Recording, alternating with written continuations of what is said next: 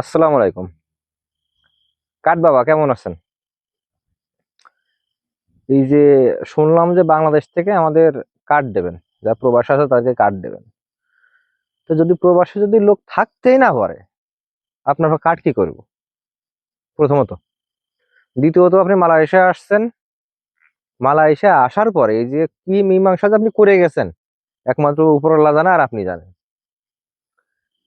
Passport থাকেও এখানে থাকাটা অসম্ভব। পাসপোর্ট মানুষের আছে, পাসপোর্ট ভিসা দুটোই আছে, তারপরেও থাকতে পারতেছে না।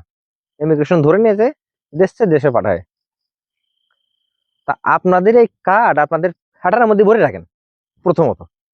দ্বিতীয়ত, বাংলাদেশ থেকে যারা আসছে লক্ষ লক্ষ টাকা খরচ করে আসছে এখানে, আসার পর কোম্পানি ভালো না, কাজ কাম নেই, সাপ্লাই কোম্পানিতে দিয়েছে, এক এক জায়গায় কাজ চলে গেছে, তারা হয়ে গেছে অবৈধ। কিছু করার নেই, এই এক কোম্পানি থেকে কাজ নেই, অন্য কোম্পানিতে গেলে তো অবৈধ হয়ে যাওয়া লাগবে। তো যারা 4, 5, 6 লক্ষ টাকা খরচ করে আসছে, তারা কি কখনো বলবে যে আমি এই যে অবৈধ না হয়ে আমি এই 6 লক্ষ টাকা খরচ করে আসছি, জমি জায়গা বিক্রি করে সবকিছু করে আমি এখন দেশে চলে যাই? তা তো বলবে না। কিন্তু আপনারা আছেন কার্ড নিয়ে, চাইলাম না কিছু বলতে। ভাবছিলাম যে মা ছিল দেশপ্রেমিক। হুম। আপনি হয়তো একটু বুঝবেন গরিব মানুষের বিষয়, যেরকম আপনার মা বুঝতো, আপনি বিষয় তেমনটা বুঝবেন, কিন্তু আপনার দ্বারা সম্ভব না। আপনার দ্বারা সম্ভব না, আপনার নিজস্ব কোনো জ্ঞান নেই, জ্ঞানহীন একটা মানুষ আপনি। তা আমাদের প্রবাসে যারা আসি না কেন, হ্যাঁ, তাদেরকে একটু তাকান। আপনার কার্ড, আপনার মন্ত্রী, মানে এমপি মন্ত্রী যারা আছে, তাদের সেটার মধ্যে পুড়ে দিয়ে দেন। আমাদের লাগবে না আপনার কার্ড।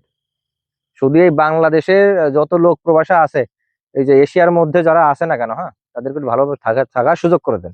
আর কিছু লাগতো না। এই কার্ডের তরফ থেকে মাপ চাই, আপনি আসার পর থেকে এই পর্যন্ত হয়তো 10টা কার্ড পাই দিয়েছেন, ঠিক আছে, কিন্তু আমাদের মতো সাধারণ মানুষ কিচ্ছু পাইনি, কিচ্ছু পাইনি, ঠিক আছে। তা আপনাদেরকে কথা বললেই আসলে হয়ে যাবে যে আমি একটা দল সাপোর্ট করি, হয় না? আপনি প্রধানমন্ত্রী হয়েছেন, যতই সাপোর্ট করেন না কারণ আপনার মানা লাগবে। তাই বলে আপনি যে এইভাবে বাস দিয়ে যাবেন আমাদের, এটা আমরা প্রবাসীরা কখনো ভাবতে পারতেছি না। হ্যাঁ, এটা ভাবার বাইরে চলে আসছে। তা দোহাই লাগে আপনার কাছে, হ্যাঁ, আপনি এই কাঠ বাবা থেকে আপনি দেশপ্রেমিক হন। আপনার কাছে এতটুকু অনুরোধ।